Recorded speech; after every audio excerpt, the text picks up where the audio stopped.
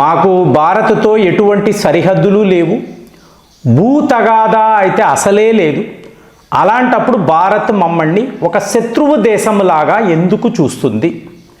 అంటే మేము పాకిస్తాన్ అనబడే దేశాన్ని మా ఫ్రెండ్ అని అనడము ఇమీడియట్గా మేము వాళ్ళకి శత్రువులుగా మారిపోయామా? ఏమిటి ఇది? ఎవరు మాట్లాడుతున్నారు? టర్కీ యొక్క ఫారిన్ మినిస్టర్ హకాన్ ఫిదాన్ అంటారు. సింగపూర్లో ఒక మీటింగ్ అండి, international institute of strategic studies అని అంటారు. ఇక్కడ అతను సడన్గా ప్లేట్ పిరాయించడం. ఇప్పుడు టర్కీతో మనకి ఏంటండి శత్రుత్వం? మీరు ఆలోచించారనుకుంటే ఒక 2 ఏళ్ల క్రితం నాకు బాగా గుర్తు, జైశంకర్ గారు టర్కీని హెచ్చరించారు. అంటే యునైటెడ్ నేషన్స్ జనరల్ అసెంబ్లీలో ఈ జమ్మూ అండ్ కాశ్మీర్ పాకిస్తాన్ యొక్క భూభాగము భారత్ ఆక్రమించుకొని ఉంది అని వీళ్ళు మాట్లాడారు. అంటే ఇది ఒక ఇంటర్నేషనల్ ఇష్యూగా చూడాలి, ప్రపంచము మేలుకోవాలి. ఆర్గనైజేషన్ ఆఫ్ ఇస్లామిక్ కోఆపరేషన్లో కూడా సరిగ్గా ఇలాంటి వాదన టర్కీ వాళ్ళు వినిపించారు. సో అప్పుడు జైశంకర్ గారు అన్నారు, ఇది పూర్తిగా మా దేశానికి సంబంధించిన వ్యవహారం. ఇంకా చెప్పాలంటే పాకిస్తాన్ అనబడే దేశమే మాది కదా. సో అలాంటప్పుడు మీరు జమ్మూ అండ్ కాశ్మీర్ ఇష్యూని ఇలా మాట్లాడితే మేము సైప్రస్ అనబడే ఇష్యూని తీసుకురావాలి, ఇది ఈయన అన్నారు. దాని తర్వాత చూడండి, తర్వాత మన యాక్షన్. అంటే వీళ్ళందరూ ఏమనుకుంటారండి, ఒక సాఫ్ట్ కంట్రీ అండి, అక్కడ ఏం చేసినా వాళ్ళ గురించి ఏం మాట్లాడినా పట్టించుకోరు, రియాక్ట్ అవ్వరు. తీవ్రవాద దాడులే జరిగినా కూడా క్షమించేద్దాము, మనది అహింసా దేశము కదా, ఇలా కదా వీళ్ళు మాట్లాడతారు. ఏంటి పెద్ద అనుకున్నారు. కానీ ఇవాళ మనము తిరగబడితే ఏం జరుగుతుంది? టర్కీ వాడు వణుకుతున్నాడు. ఇప్పుడు వాడి భయమల్లా ఏమిటి అంటే the one and only BrahMos అండి. వీళ్ళు బ్లూ హోమ్ ల్యాండ్, మీరు వెనక చూడొచ్చు, బ్లూ హోమ్ ల్యాండ్ అని ఒక ప్రాజెక్ట్ని చేపట్టి అందులో మీకు ఈ టర్కీ చుట్టూర్త ఉండే ఈ ఐలాండ్స్ వీటినంతా కబ్జా చేసి స్పెషల్ ఎకనామిక్ జోన్ మాది అని చెప్పి టర్కీ వాడు చెప్తున్నాడు. మరి ఈ మ్యాప్ మీరు చూసారనుకోండి, ఒకవైపు ఏమో సైప్రస్ అనబడే దేశము ఉంటుంది, ఇంకొక వైపు గ్రీస్, కొద్ది దూరంలో అర్మీనియా. ఈ 3 దేశాలతో మనము ఏం చేస్తున్నాం? ఎన్నోసార్లు మాట్లాడాం కదా. ఇవాళ సైప్రస్తో 5 ఏళ్ల పాటు మనము డిఫెన్స్ ఒప్పందాలు పెట్టుకున్నాం. అంటే మన బ్రహ్మోస్ మనం డైరెక్ట్గా సైప్రస్కి పంపించబోతున్నాము. గ్రీస్తో కూడా అంతేనండి, వాళ్ళైతే ఏకంగా తేజస్ విమానాలు వీటిని కూడా ఆర్డర్స్ ప్లేస్ చేసి ఉంచారు. సో ఇదంతా గమనించిన టర్కీ ఆ రోజు జైశంకర్ మాట్లాడాడు. సో మాటలే అనుకున్నాము, ఇవాళ లిటరల్గా మనల్ని వీళ్ళు చుట్టుముట్టేశారు. మొన్న అజర్బైజాన్ వాడు ఏం చేశాడండి, నేరుగా వాడు ట్యాంకులు అలాగే టర్కీ వాడు ఇచ్చిన డ్రోన్లు పెట్టుకొని అర్మీనియా వైపు వచ్చాడు. అర్మీనియా వాళ్ళు సింపుల్గా ఏం చేశారు, మన ఆకాశ్ సిస్టమ్స్ని అటు నిలబెట్టి 2 ఆకాశ్ మిజైల్ సిస్టమ్ వీళ్ళు వాడారండి. మీకు గంటలో అజర్బైజాన్ వాడికి వ్యవహారం అర్థమైంది. ఇదేదో మామూలుగా లేదు, ముందులా లేదు, వీళ్ళ దగ్గర శక్తివంతమైన అస్త్రాలు ఉన్నాయి. ఇచ్చింది ఎవరు? మనం. సో వెంటనే వెనక్కి వెళ్ళిపోయాం. అప్పుడు అర్మీనియాకు అర్థమైంది, ఓహో ఈ మిజైళ్ళు వాడితే క్షణాలలో వాళ్ళ అస్త్రాలు, వాళ్ళ ట్యాంకులు, వాళ్ళ ఏడిఎస్లు అంతా తుక్కు అవుతాయి.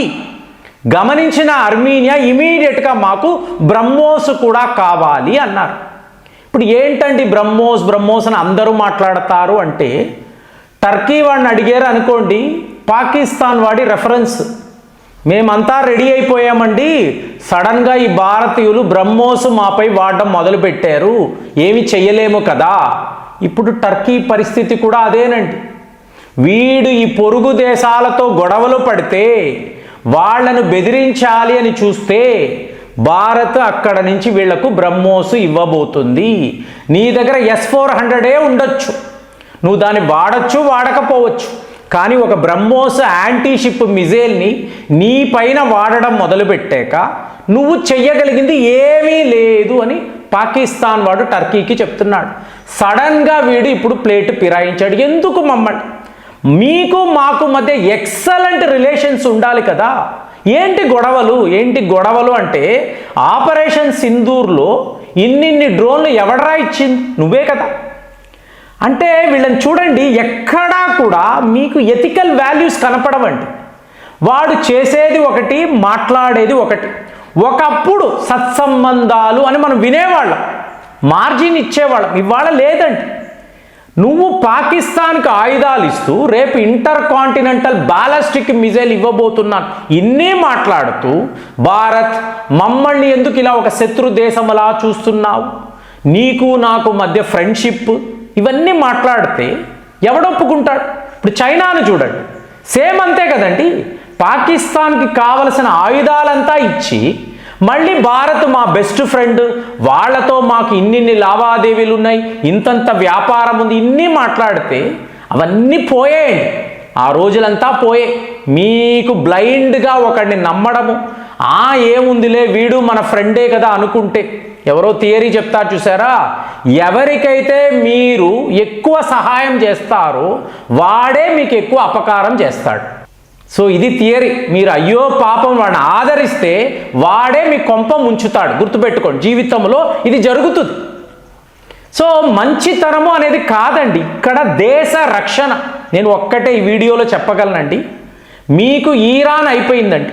ఈరాన్ యుద్ధము జరిగింది, జరగలేదు, తర్వాత అది డొనాల్డ్ ట్రంప్ అనబడే మూర్ఖుడు, వాడి మీద వదిలేయండి. కానీ టర్కీ ఉంది చూసారా, ఇజ్రాయెల్ యొక్క ఈ నిఘా నీడల నుంచి తప్పించుకోలేదండి. టర్కీ తర్వాత పాకిస్తాన్. మీరు అడిగారనుకోండి, ఈరాన్ మా న్యూ ఎనిమీ టర్కీ, తరువాత పాకిస్తాన్ని ఇజ్రాయెల్ వాళ్ళు ఓపెన్గా చెప్తారు. కాబట్టే ఈ భయం. ట్రంప్ ఏమనుకుంటాడు, ఇజ్రాయెల్ మా జూనియర్ పార్ట్నర్ కాదురా, ఇజ్రాయెల్ అమెరికా యొక్క బాస్. దీన్ని నువ్వు తెలుసుకోకుండా అడ్డదిడ్డంగా ప్రవర్తిస్తున్నావు. సో ఇజ్రాయెల్కి భారత్ మధ్య మనం ఫ్రెండ్షిప్ అంటాం, ఫ్రెండ్షిప్ కాదండి. మూలాల్లోకి వెళ్ళారు అనుకోండి, అక్కడ ఉండే ఐడియాలజీ, అక్కడ జీవించే వాళ్ళు, వాళ్ళ యొక్క ఆలోచన విధానం, వాళ్ళ నాయకులు మొత్తము కూడా భారత్ యొక్క యుద్ధ నీతి అండి. మనము ఎలా ఆలోచిస్తామో ఇజ్రాయెల్ వాళ్ళు కూడా అలాగే ఆలోచిస్తారు. ఇక ఈరాన్లో ఉండేవాళ్ళు కూడా ఇప్పుడు ఇవాళ మారిపోయారు, కానీ ఈరాన్లో ఉండే నాయకులు, ప్రజలు, వీళ్ళందరూ కూడా భారతీయము అనబడే కాన్సెప్ట్ మీదే బతికేవాళ్ళు. ఇజ్రాయెల్, ఈరాన్ ఇద్దరూ కూడా మన జూనియర్ పార్ట్నర్స్. కాబట్టి మీకు టర్కీయో పాకిస్తానో వీళ్ళైతే ఎస్కేప్ అవ్వరండి. ఇది 5 ఏళ్ళు పట్టొచ్చు, 10 ఏళ్ళు పట్టొచ్చు, కానీ వీళ్ళు మాత్రము దేశముగా మిగలడమే కష్టం. ఇదైతే నేను చెప్తాను. ఎందుకంటే మీకు గ్రేటర్ ఇజ్రాయెల్ కావాలి, గ్రేటర్ భారత్ ఖచ్చితంగా కావాలి. ఈ థీమ్లో వీళ్ళు ఉంటారండి. కాబట్టి వాడు చెప్తున్న బ్లూ హోమ్ ల్యాండ్, చుట్టుపక్కల ఉన్న ప్రాంతాలంతా నాది, ఎలాగైతే పాకిస్తాన్ వాడు గ్రేటర్ పాకిస్తాన్, ఈ జమ్మూ అండ్ కాశ్మీర్ మాది, ఇవన్నీ మాట్లాడతాడు చూసారా, వాళ్ళు అలా మాట్లాడుతూనే ఉంటారు. కానీ మనము ఏం చెయ్యగలం? ఇక్కడ భారత్ని మీరు చూసారనుకోండి, సాఫ్ట్ హార్డ్ పవర్ అంటే చాలా డిఫెన్సివ్గా ఉండే ఒక అఫెన్సివ్ కంట్రీ. జస్ట్ మన దగ్గర ఉండే అస్త్రాలు చాలు, మనము వెళ్ళి యుద్ధము చెయ్యక్కర్లేదు. ఆ లెవెల్లో మన ఆలోచనలు ఉన్నాయి. అందులో మీకు టర్కీ అనబడే దేశము పూర్తిగా చిక్కుకొని ఉందండి. ఎందుకంటే ఇజ్రాయెల్ వాళ్ళు టార్గెట్ చేశారు అంటే పాకిస్తాన్ మన శత్రు దేశము కాబట్టి టర్కీ కూడా ఆటోమేటిక్గా ఇజ్రాయెల్, భారత్ యొక్క ఈ నిఘా నీడల్లో ఉంటారు. సో అక్కడ ఏం చెయ్యాలి అన్నప్పుడు చుట్టూర్తా ఉండే దేశాలంతా కూడా భారత్ యొక్క ఆయుధాలతో నిండిపోయి ఉండడం. సో దీన్ని గమనించి మనతో ఫ్రెండ్షిప్, మాకు ఈ భూభాగాలు కావాలి కానీ భారత్తో శత్రుత్వము వద్దు, పాకిస్తాన్ ఒక ఫ్రెండ్ అనడముతో మీరు ఈ లెవెల్లో మమ్మల్ని ఎనిమిలా చూస్తారా, దయచేసి వద్దు అని చెప్పి టర్కీ వాడు మనతో కాళ్ల బేరానికి వస్తున్నాడు అంటే మన ప్లాన్ చాలా పెద్దదండి. మెల్లమెల్లగా ఇవన్నీ ఓపెన్ అప్ అవుతాయి. అప్పుడు వీళ్ళకి తెలుస్తుంది మనం ఏం ఆలోచించామని. మరి టర్కీ వాడు ఇవాళ మనల్ని the great friend, the best friend, excellent relations అని మాట్లాడుతున్నాడంటే వీడిని మనము నమ్మాలా నమ్మకూడదా? నమ్మలేదు అంటే ఏం చెయ్యాలి? ఆలోచించి కామెంట్స్లో రాయండి. మళ్ళీ వచ్చే వీడియోలో కలుద్దాం. జై హింద్.